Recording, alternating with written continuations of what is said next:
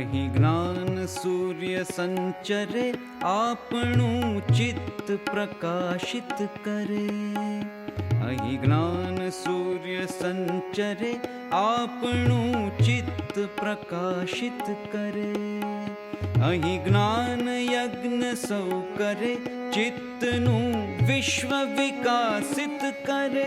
આપણું ચિત્ત પ્રકાશિત કરે, ચિત્તનું વિશ્વ વિકાસિત કરે.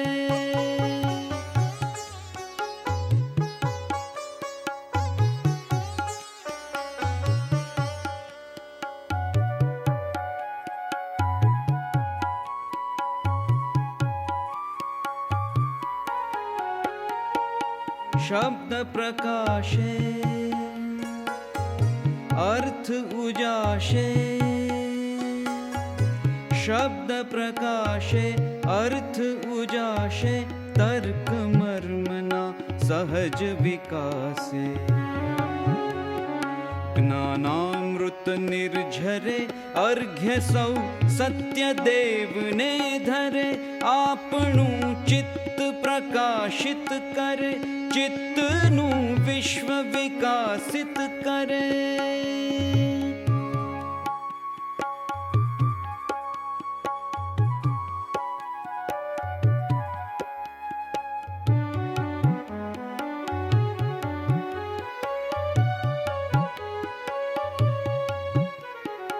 ધન્ય ગુર્જરીની શુભ દ્રષ્ટિ, વિશ્વકોશની એવી સૃષ્ટિ. ધન્ય ગુર્જરીની શુભ દ્રષ્ટિ, વિશ્વકોશની એવી સૃષ્ટિ. તમસ તાપ સંહરે, અંતરે સુખ સમજણનું ઠરે. અંતરે સુખ સમજણનું ઠરે. અહીં જ્ઞાન સૂર્ય સંચરે, અહીં જ્ઞાન યજ્ઞ સૌ કરે.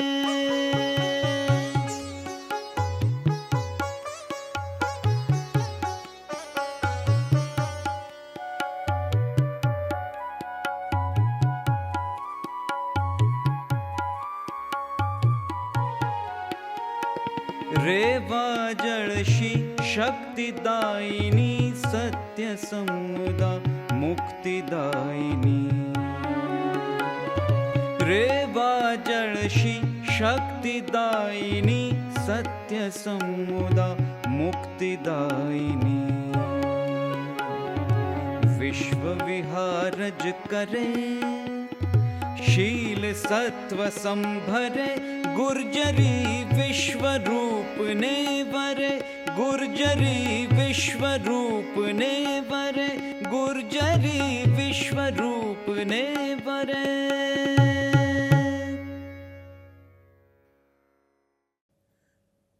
નમસ્કાર. ગુજરાત વિશ્વકોશ ટ્રસ્ટની ભદ્રંકર વિદ્યાદીપક જ્ઞાન વિજ્ઞાન વ્યાખ્યાન શ્રેણી અંતર્ગત આપનું સ્વાગત.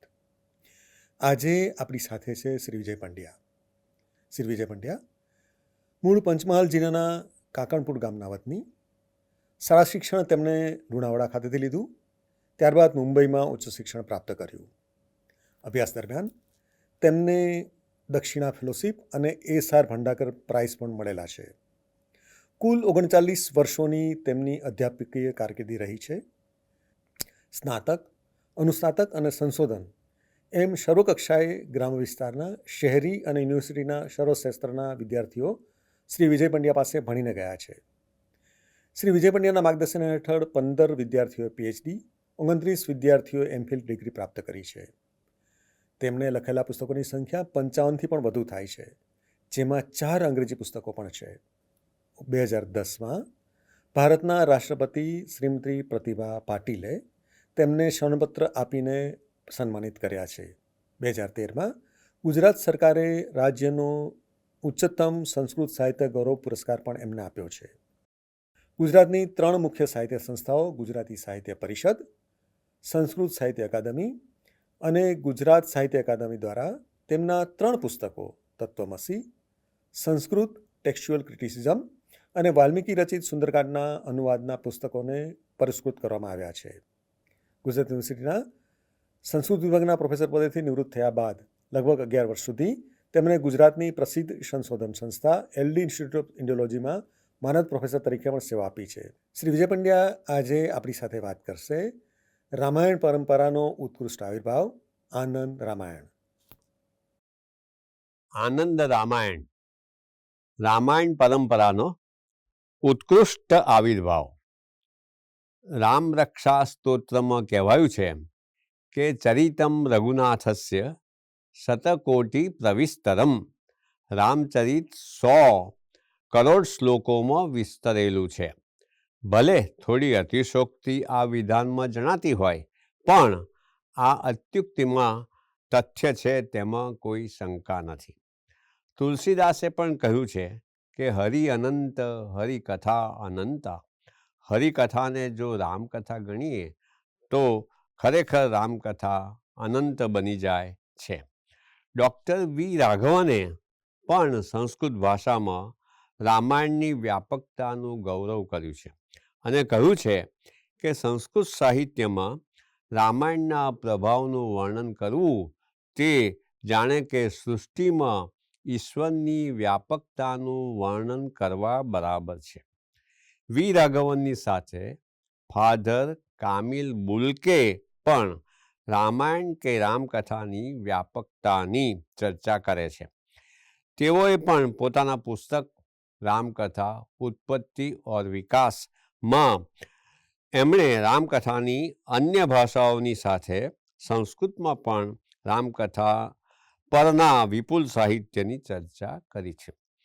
એ.કે. રામાનુજન નામના મોટા વિદ્વાન, સર્જક અને અનુવાદકે 300 રામાયણાઝ નામના લેખમાં કેવળ સંસ્કૃત નાટક, નૃત્ય નાટકો કે અન્ય પ્રસ્તુતિઓને બાકાત રાખીએ તો પણ 25 કરતાં પણ વધુ રામકથાઓની સંસ્કૃત ભાષામાં સંખ્યા થવા જાય છે.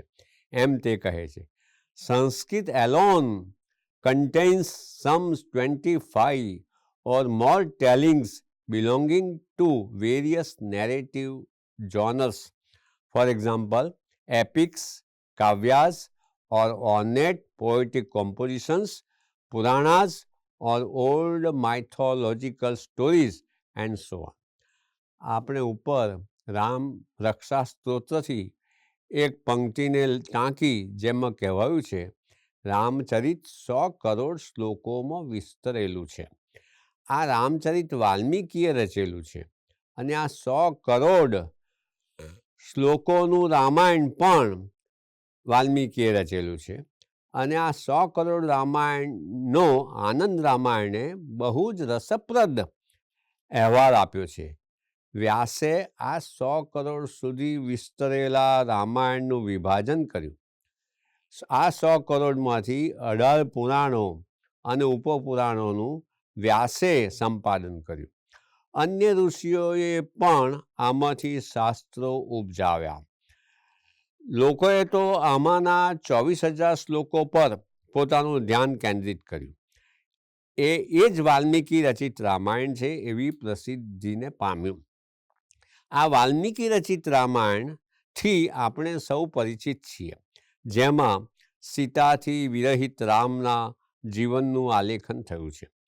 વ્યાસે જે ખંડ ગ્રહણ કર્યો તે યુદ્ધની કથા આલેખે છે, એટલે કે તે મહાભારત છે. વાલ્મીકીનું પ્રસિદ્ધ રામાયણ એ શોક રામાયણ છે એમ આનંદ રામાયણ કહે છે. તેમાં વાલ્મીકીના શ્લોકનું સ્વરૂપ ધારણ કર્યું.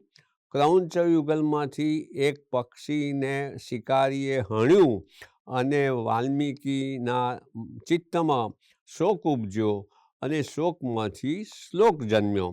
એટલે આ રીતે રામાયણ વાલ્મીકીનું ઉત્પન્ન થયું. શોક રામાયણ સંજ્ઞા સૂચવે છે કે વાલ્મીકીના રામાયણમાં શોકનું પ્રભુત્વ છે, શોકનું બાહુલ્ય છે. એટલે આખા રામાયણમાં, વાલ્મીકીના રામાયણમાં દુઃખ અને દુઃખ જ ભોગવે છે.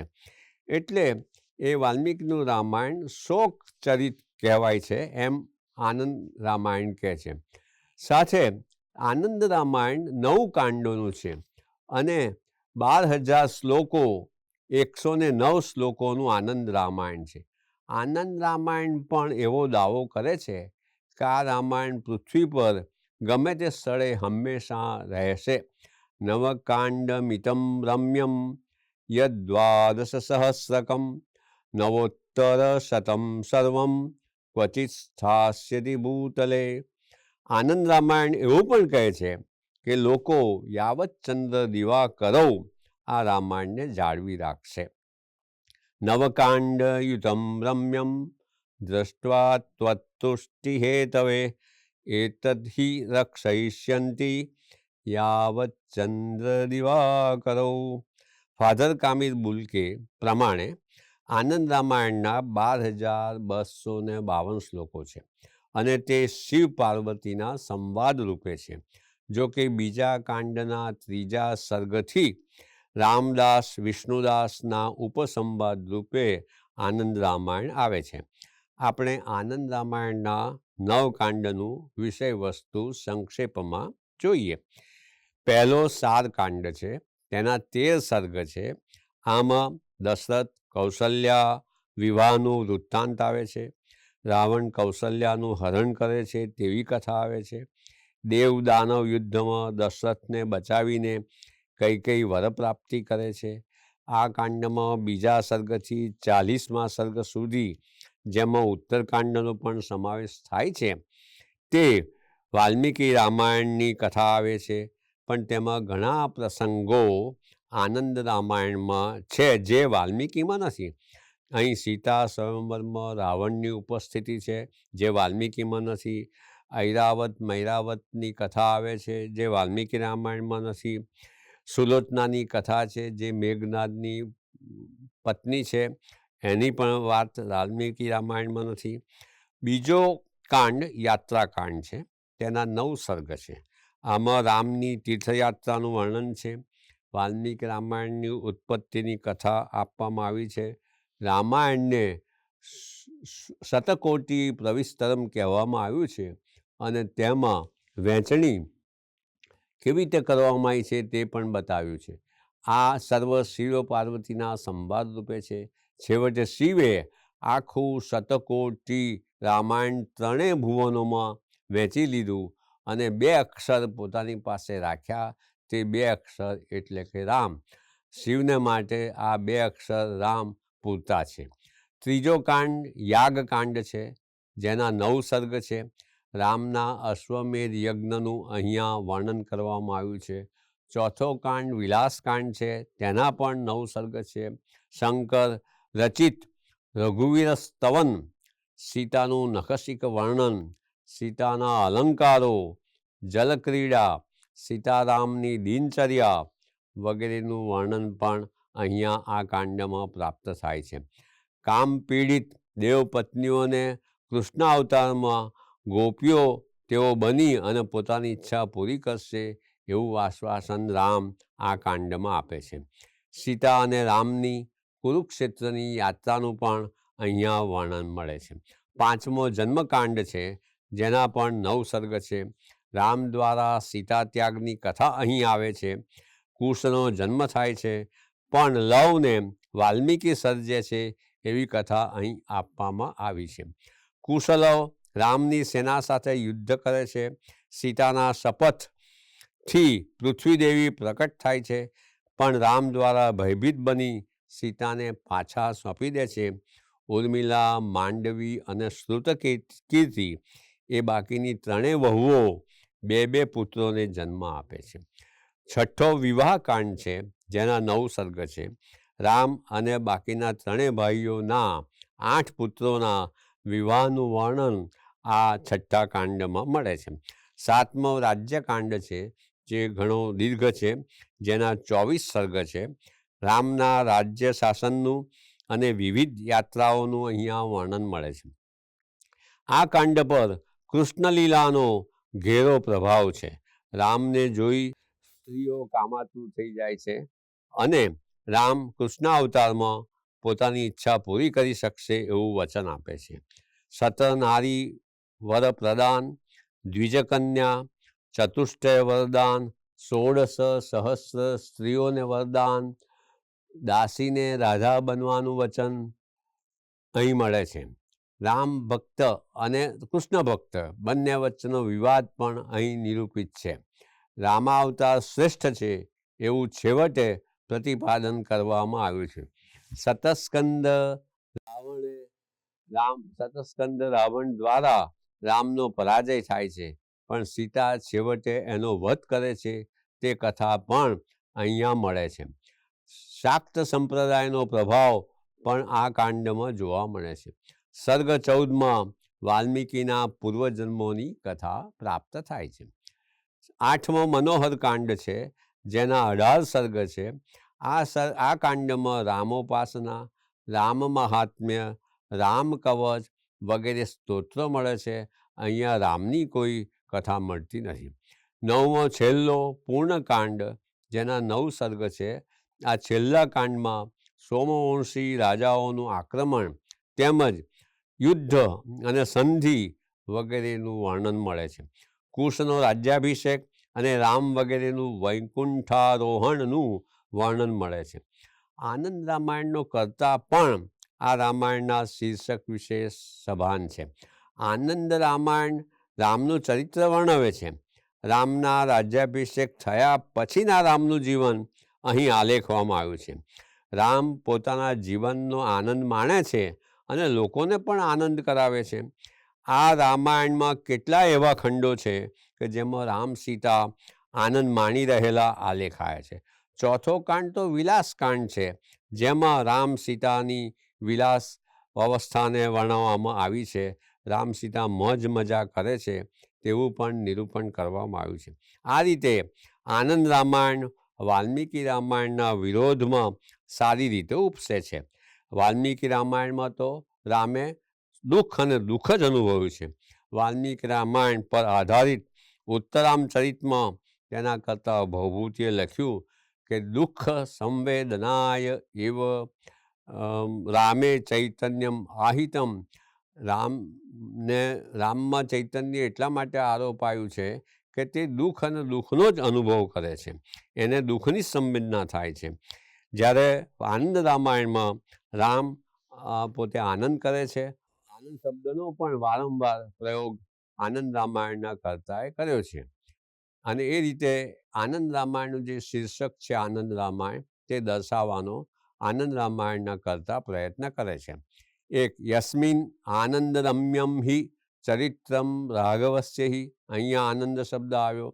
ફરી આગળ આનંદ ચરિતમ તવ, તમારું ચરિત્ર આનંદરૂપ છે. ત્રીજું આનંદદાયકમ રમ્યમ શતકોટી પ્રવિસ્તરમ, આ જે રામચરિત છે તે આનંદદાયક છે. એમ વારંવાર આનંદ રામાયણમાં આનંદ શબ્દનો પ્રયોગ કરી અને કરતા આનંદ રામાયણ એવા શીર્ષકને સાર્થક દર્શાવવાનો પ્રયત્ન કરે છે. જે પ્રસિદ્ધ રામાયણ છે તે તો શોકચરિતમ છે. ક્રૌંચ યુગલમાંથી એકને વ્યાધે હણ્યું છે એટલે વાલ્મીકીને દુઃખ થયું અને શોક થયો અને તેમના મુખમાંથી આ શ્લોક ઉદ્ગાર રૂપે સરી પડ્યો. મા નિષાદ પ્રતિષ્ઠામ ત્વામ અગમઃ શાશ્વતી સમા યત ક્રૌંચ મિથુનાદ એકમ અવધિ કામમોહિતમ. એટલે પ્રચલિત વાલ્મીકી રામાયણ શોક રામાયણ છે, એમ આનંદ રામાયણનું કહેવું છે. આનંદ રામાયણમાં વાલ્મીકી રામને કહે છે કે જે 100 કરોડ શ્લોકોનું રામાયણ મેં રચ્યું તેમાંથી વ્યાસે વિભાગો પાડીને પુરાણ સાહિત્ય ઘડ્યું. વાલ્મીકીએ ભવિષ્યમાં કળિયુગમાં લોકો મંદમતી તેમજ અલ્પાયુષી હશે એટલે આટલું મોટું શતકોટી રામાયણ પચાવી નહીં શકે, એટલે હવે આ 9 કાંડના આનંદ રામાયણને વિરૂપ કરવાનું નથી, એમ વાલ્મીકી રામને કહે છે. અતસ્ત્વામ પ્રાર્થયામિ અદ્ય નવકાંડમિતમ તુ ઇદમ આનંદ રામચરિતમ ન વિરૂપય રાઘવ. સમય આનંદ રામાયણ કયા સમયમાં રચાયું? આ પ્રશ્નનો ઉત્તર નિશ્ચિત વર્ષ સાથે ભલે ન આપી શકાય, પણ સમયગાળો તો નક્કી કરી શકાય તેમ છે. વિદ્યુત આકલુચકરના મંતવ્ય પ્રમાણે આનંદ રામાયણના કર્તા મહારાષ્ટ્રના નિવાસી હતા. આનંદ રામાયણમાં દંડકારણ્યના સ્થળો આજે ઓળખી શકાય છે, જે મારીચ, રાવણ અને સીતાહરણના સ્થળો રૂપે નિરૂપાયા છે. રામ સીતાની યાત્રાનું નિરૂપણ છે. નિરૂપણ પરથી પણ એમ અટકળ કરી શકાય છે કે આનંદ રામાયણના કરતા દક્ષિણ ભારતથી સુપરિચિત છે. દક્ષિણ ભારતમાં પણ તામિલનાડુના પ્રદેશનો આનંદ રામાયણના કર્તાને ગાઢ પરિચય છે. ત્યાંના મંદિરો અને તીર્થોને તે જાણે છે. નાના સ્થળોને પણ આનંદ રામાયણના કર્તા જાણે છે.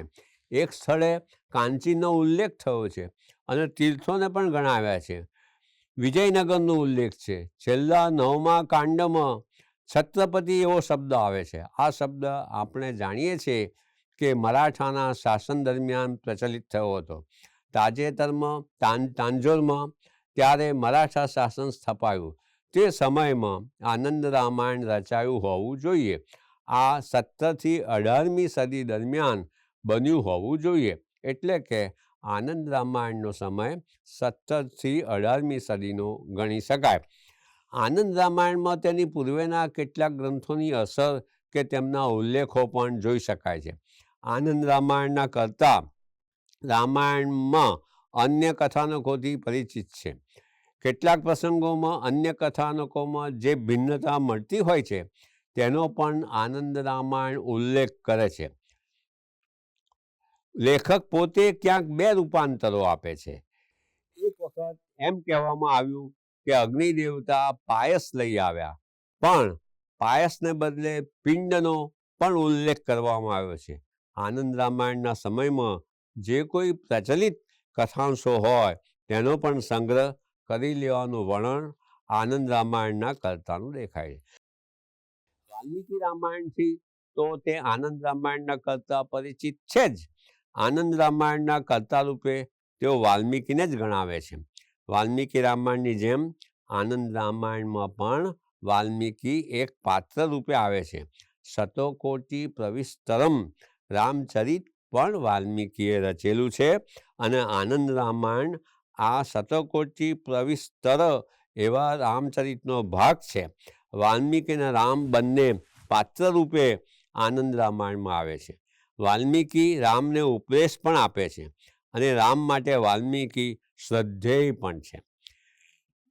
એક પ્રસંગમાં રામે પોતાના રાજ્યમાં હાસ્યની મનાઈ ફરમાવી છે, તો એ પ્રસંગે હાસ્ય પરનો પ્રતિબંધ રામ ઉઠાવી લે એ માટે વાલ્મીકી રામને ઉપદેશ પણ આપે છે. આ હાસ્ય પ્રતિબંધના પ્રસંગની ભૂમિકા અને વાર્તા કંઈક આવી છે. રામ એક દિવસ સભામાં બેઠા હતા અને કોઈક સભાસદ જોરથી હસ્યો એટલે રામને રાવણના હાસ્યની યાદ આવી. એ રાવણનું હાસ્ય ભયંકર હતું. રામ રાવણનું માથું ધડથી જુદું પાડતા તે મસ્તક રામના ચરણોમાં પડતું, મોટેથી હસતું અને રામ ફરીથી તે હસતા મસ્તકને આકાશમાં બાણથી ફેંકતા. આવું તેમણે કેટલીય વાર કર્યું અને છેવટે રાવણ હણાયો. રામ કોઈને મોટેથી હસતા સાંભળી રાવણની યાદ આવતી અને તે ભયંકર ક્ષણો વળી પાછી રામના ચિત્તમાં જીવન થઈ જતી. એટલે રામે પોતાના રાજ્યમાં હાસ્ય પર પ્રતિબંધ મૂક્યો. તેથી રાજ્યમાં નૃત્ય, ગાન, યજ્ઞયાગાદી ક્રિયાઓ, ઉત્સવો બધું બંધ થઈ ગયું. તેની અસર સ્વર્ગમાં દેવો પર પડી. દેવો બ્રહ્મા પાસે ગયા. બ્રહ્માએ આ પ્રતિબંધના નિવારણ માટેનો ઉપાય વિચાર્યો. પોતે નગરની બહાર એક મોટા પીપળામાં છુપાઈ ગયા અને કોઈ આવતું જતું હોય ત્યારે ઝાડની અંદરથી બ્રહ્મા મોટેથી હસતા. એટલે રામની સભામાં પણ એક સભાસદ હસ્યો એટલે આખી સભા હસી. રામે હસવાનું કારણ પૂછ્યું તો પીપળો હસે છે એવું જાણવા મળ્યું. એટલે રામે સૈન્ય મોકલ્યું. સૈન્ય બ્રહ્માજીના બળ આગળ કંઈ કરી શક્યું નહીં. વૃક્ષોમાંથી સૈન્ય પર પથરાઓ ફેંકાવા માંડ્યા. વશિષ્ઠે રામને સલાહ આપી કે તમે વાલ્મીકીને પૂછો.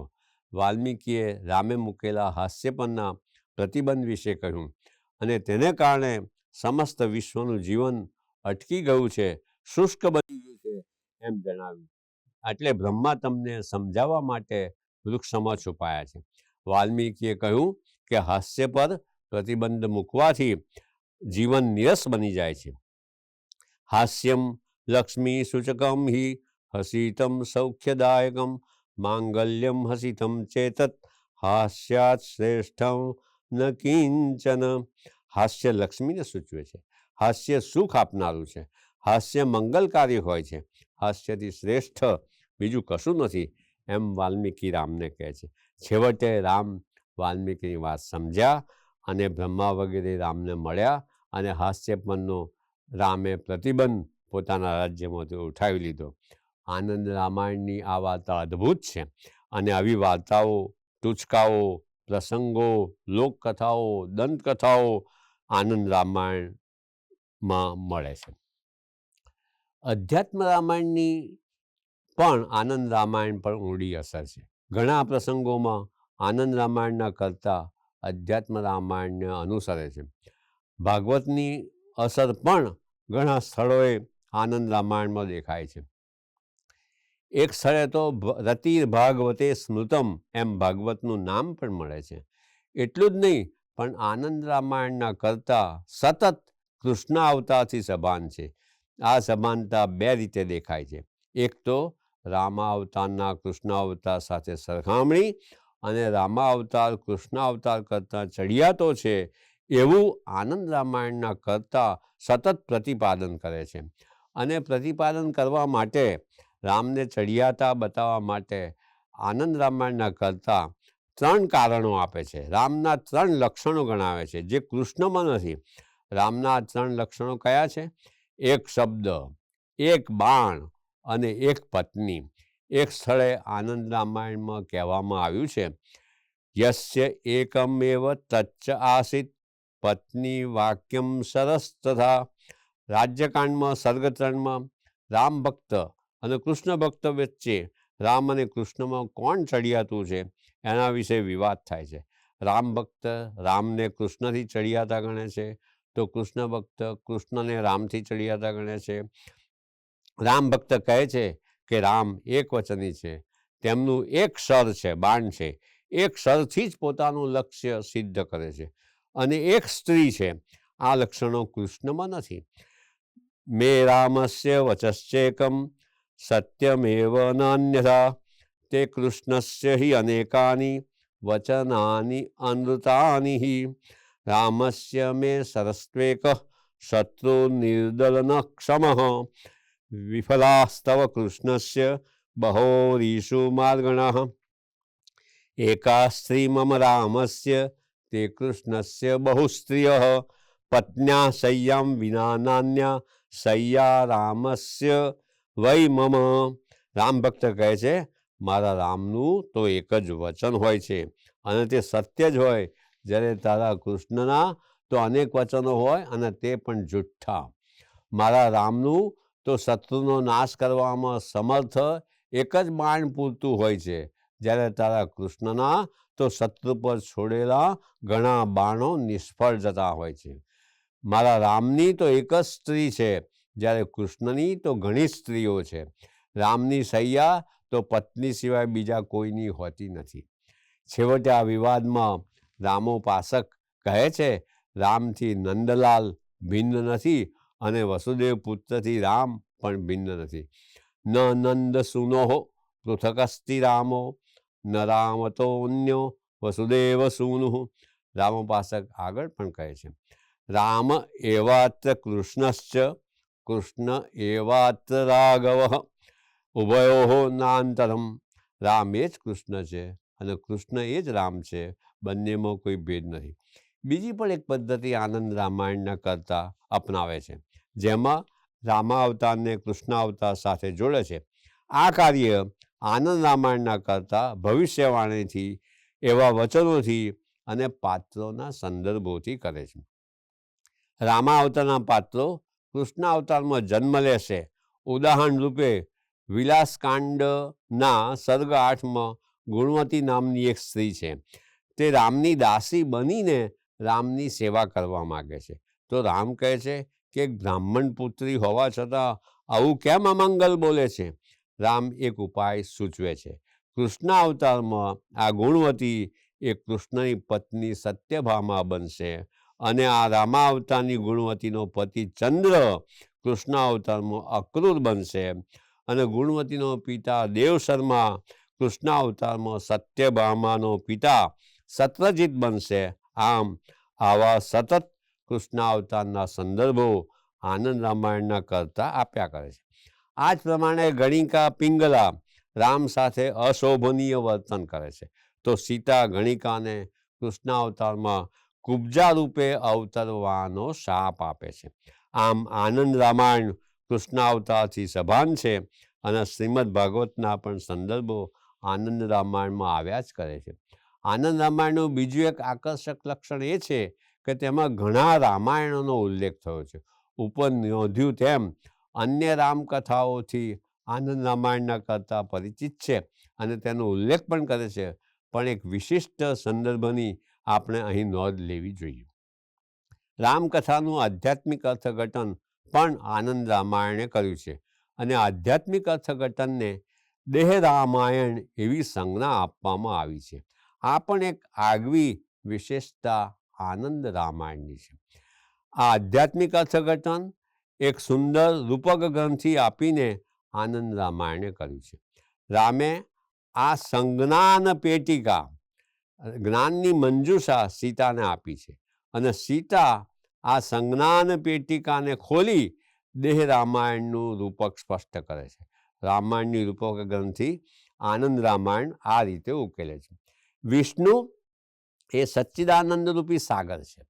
ભૂમિનો ભાર ઉતારવાની ઈચ્છાથી વિષ્ણુએ ઈચ્છા કરી તે મોજા છે. આ મોજાનું એક બિંદુ એ આત્મા છે.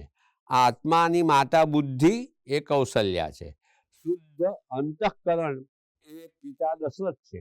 એના 4 પુત્રો એ 4 અવસ્થા છે, જેમાં તુર્યાવસ્થા તો સ્વયં રામ છે અને લક્ષ્મણ જાગ્રત અવસ્થા છે, ભરત સ્વપ્નાવસ્થા છે અને સુષુપ્તિ અવસ્થા શત્રુઘ્ન છે. હૃદય એ અયોધ્યા છે. મનોવેગ એ વિશ્વામિત્રના યજ્ઞ માટેની બાહ્યયાત્રા છે. મનની દુર્વૃત્તિ એ તાટકાનો વધ છે. મનોવેગનો ભંગ એ ધનુર્ભંગ છે.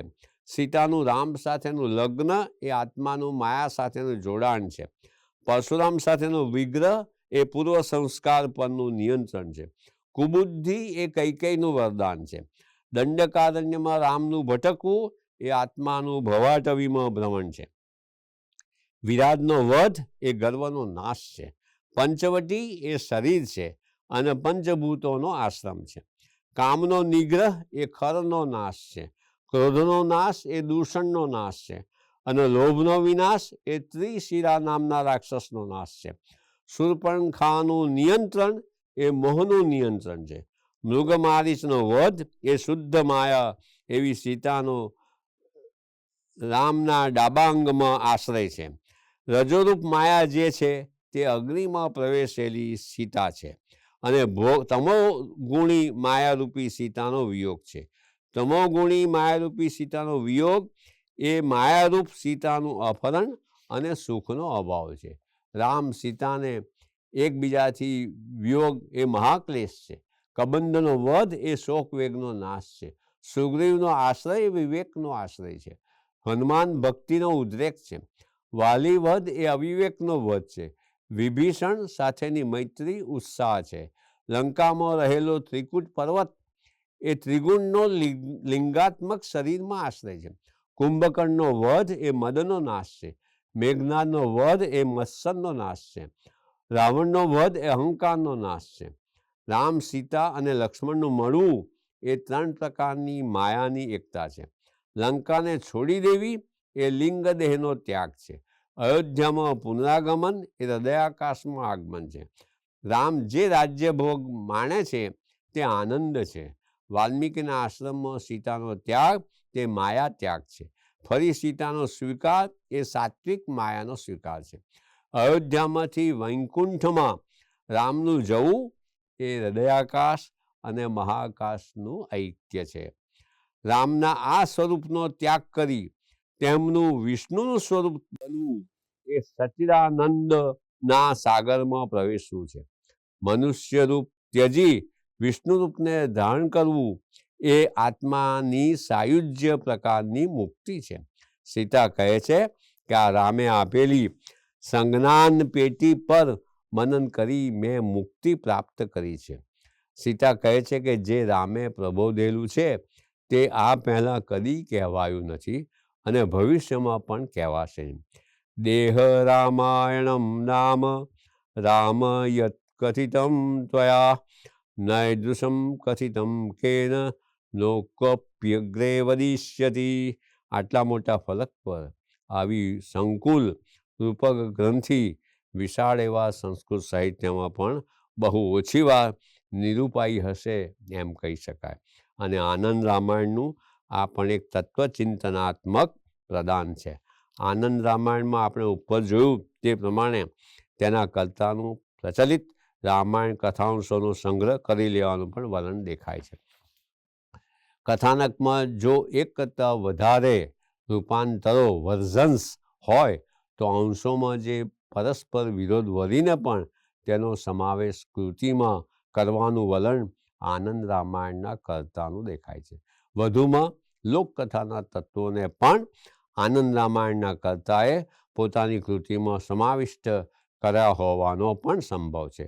વાલ્મીકી રામાયણમાં લક્ષ્મણ રેખાનો પ્રસંગ નથી. વધુમાં અધ્યાત્મ રામાયણ કે તુલસીદાસના રામચરિત માનસમાં પણ લક્ષ્મણ રેખાનો પ્રસંગ નથી. પણ આનંદ રામાયણમાં આ પ્રસંગનો ઉલ્લેખ થયો છે. બની શકે કે આ પ્રસંગ લોકકથામાંથી લેવામાં આવ્યો હોય.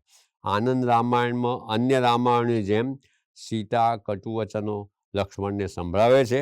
એટલે લક્ષ્મણ સીતાને એકલા આ કુટીરમાં છોડીને જવા તૈયાર થાય છે, પણ જતાં પહેલાં ધનુષની ટોચથી રેખા દોરે છે. લક્ષ્મણ કહે છે, રાઘવાજ્ઞામ પુરસ્કૃત્ય રક્ષતસ્ત્વાં મમ ત્વયા તાડિતમ વાક્શરેણાદ્ય ભોક્ષ્યસી અચિરાત ફલમ તથાપિ શૃણુ મદવાક્યમ યત મયા અત્ર ઉચ્યતે હિતમ મયેતામ ધનુષો રેખામ કૃતામ ત્વત્પરિતોધુના ત્વદ્રક્ષણાર્થમ દુષ્ટાનામ દુર્વિલ્લંઘ્યામ મહત્તમામ માત્વમ ઉલ્લંઘયસ્તુ ઇમામ પ્રાણૈકંઠગતૈરપી ઇતિ ઉક્ત્વા ધનુષઃ કોટ્યા કૃત્વા રેખાં સમંતતઃ બાહ્યદેશે પંચવટ્યાઃ સૌમિત્રીઃ પરિગોપમામ. લક્ષ્મણ સીતાને કહે છે, રાઘવની આજ્ઞાનું પાલન કરતાં તમારું રક્ષણ કરી રહ્યો છું, પણ તમે મને વાક બાણો મારો છો, એટલે જેનું ફળ તમે ટૂંક સમયમાં ભોગવશો. તો પણ તમારા હિતમાં હું જે વાક્ય કહું છું તે સાંભળજો. હું તમારી આસપાસ ધનુષથી રેખા દોરું છું, જે તમારા રક્ષણ માટે છે, અને દુષ્ટ લોકો કદી આ રેખાઓ ઓળંગી નહીં શકે. તો તમે સંકટની ઘડીમાં પણ આ રેખાઓ ઓળંગતા નહીં, એમ કહી પંચવટીની બહારના ભાગમાં પરિઘ જેવી ધનુષથી રેખા ચારે બાજુ કરી. આ પ્રસંગ બની શકે કે લોકકથાનો હોય અથવા તો આનંદ રામાયણના કર્તાનું પોતાનું મૌલિક સર્જન હોય. લોકકથાનો હોવાનો વધુ સંભવ છે. એકે રામાનુજને પણ એક લોકકથાને વર્ણવી છે, જેમાં રામની આંગળીની વીંટી પડી જાય છે અને તે વીંટી પાતાળમાં પહોંચી જાય છે. ત્યાં ભૂતનાથ રાજ કરે છે. હનુમાન વીંટીની શોધમાં પાતાળમાં જાય છે અને ભૂતનાથને પોતાના આવવાનું પ્રયોજન કહે છે. ભૂતનાથ એક થાળી હનુમાનને બતાવે છે, જેમાં અસંખ્ય વીંટીઓ છે અને બધી એક સરખી છે. ભૂતનાથ હનુમાનને કહે છે કે આમાંથી તારા અત્યારના રામની જે વીંટી હોય તે લઈ લે. હનુમાન અસંખ્ય વીંટીઓમાંથી જુદી તારવી શકતા નથી. એટલે ભૂતનાથ કહે છે, અત્યાર સુધી અસંખ્ય રામ થઈ ગયા અને સર્વની આ વીંટીઓ છે. રામનું અવતાર કાર્ય પૂરું થાય છે ત્યારે તેમની વીંટી પડી જાય છે. તું લેવા આવે છે, પાછો જઈશ ત્યારે રામ ત્યાં પૃથ્વી પર નહીં હોય. હવે આવી જ વાર્તા આનંદ રામાયણમાં આવે છે.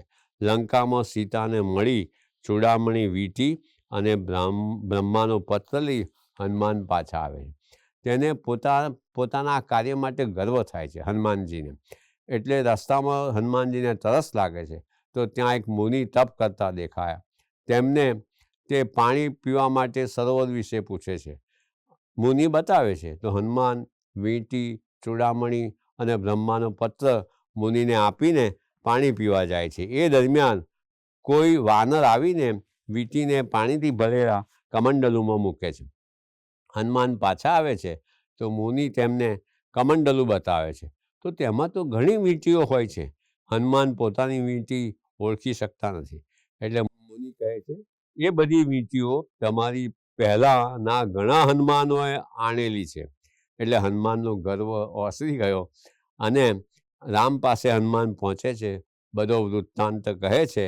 તો રામ કહે છે એ રસ્તામાં મળેલો મુનિ પણ હું જ હતો અને આ તમને ગર્વ આવેલો એટલે મેં ગર્વ દૂર કરવા માટે આ યુક્તિ કરેલી અને તેમના હાથની આંગળીમાં જે ખોવાઈ ગયેલી વીંટી હતી તે પહેરેલી હતી. આ કથા એકે રામાનુજને વર્ણવેલી કથા સાથે સાદૃશ્ય ધરાવે છે. એટલે એવું અનુમાન કરવાનું થાય છે કે આનંદ રામાયણમાં તે સમયમાં પ્રચલિત લોકકથા હશે જેનો સમાવેશ આનંદ રામાયણના કર્તાએ પોતાની કૃતિમાં કર્યો છે. આમ આવા બધા તત્વોથી આનંદ રામાયણ સમૃદ્ધ છે અને અધ્યાત્મ કે અદ્ભુત કે અન્ય રામાયણની પરંપરામાં આનંદ રામાયણ એક ઉત્કૃષ્ટ આવિર્ભાવ છે. એટલે ડૉક્ટર વી રાઘવન આનંદ રામાયણ વિશે લખે છે, from the point of view of variations, innovations and incorporation of popular story elements, the Anand Ramayana is the most interesting. વૈવિધ્ય, નવસર્જન અને લોકપ્રિય વાર્તા તત્વોના સમાવેશની દૃષ્ટિએ આનંદ રામાયણ અદ્ભુત અધ્યાત્મ અને આનંદમાં સૌથી વધુ રસપ્રદ છે. આભાર.